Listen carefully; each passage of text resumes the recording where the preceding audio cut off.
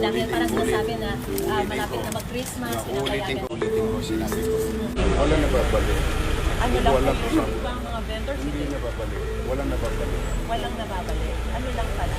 Binabalik ba ang mga vendors? Hindi nababalik. Walang nababalik. Walang nababalik. Ano lang pala? Ano lang pala? Ano lang pala? Dahil parang sinasabi na malapit na mag-Christmas, Ulitin ko, sinabi ko. Wala nababalik. Ano lang Walang po usap ng buwan. Dahil parang sinasabi na malapit na mag-Christmas, Ulitin ko, sinabi ko. Wala nababalik. Ano lang Walang po usap ng buwan. Binabalik ba ang mga vendors? Hindi nababalik. Walang nababalik. Walang nababalik. Ano lang pala? Bakit parang nagkaroon ng pagbabago na parang pwede nga ulitin? Wala nababalik. Ano lang Walang po usap ng buwan. Walang kasi Kasi ito, ever since meron daw kayong along recto, sila, July 1, pag-assume natin na dito pa rin sila, except kailangan lang nila. Kailangan ito, dati hindi mo ito nakikita. As you can see, ito yung bakas ng nakaraan nila. ano lang po yung specific na conditions na binigay po ninyo? Pero linawin na po muna natin yung policy ninyo. Binabalik ba ang mga vendors? Hindi nababalik. Walang nababalik. Walang nababalik. Ano lang pala? Bakit parang nagkaroon ng pagbabago na parang pwede nga ulitin? Walang nababalik. Ano lang Walang po usapon ng buwan yung balitan. Walang kasi Kasi ito, ever since meron daw kayong announcement on November 7. What specifically was that? you asked that writer kung nabalik ang recto, kung nabalik ang Soler, kung nabalik ang Juan Luna, Lumentreat, may Quiapo, Carriedo, Abilida, Paura, Pedro Hill, Paz. Meron.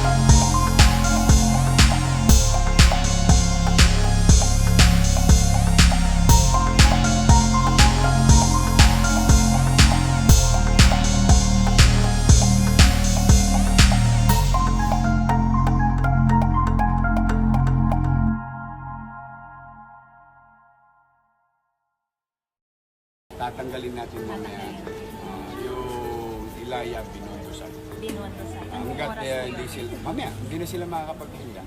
Okay. Tapos yung Kasi nagtambak sila ng basura. Nananawagan naman ako, nakikisuyo naman ako sa kanila. Pwede naman maghanap buhay na hindi kailangan maging baboy sa bahay.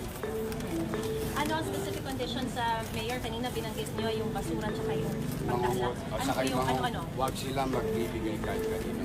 Kita mo I'll be very honest to you. Yung Carmen Planas, nawalan ng tinda ng 4 na araw. Dahil ako may nabalitaan na nagbibigay sila sa barangay official. Dahil tinatakot sila ng barangay official. Siyempre, yung mga vendor, hindi naman magsusumbong yan. dahil natatakot sila sa barangay. O di ang ginawa natin, pinakita natin kung may pamahalaang lungsod pa. Sino ba ang masusunod? Yung barangay official o yung pamahalaang lungsod? Okay. O di nung nalis natin, di lumabas yung lahat ng... o ngayon, nag-apidapit sila na hinihingan sila. May kaso na ngayon yung mga barangay official sa opisina ng pulis sa Special Mayor's Reaction Team. O, na doon, isinadila na hinihingan sila ng barangay official.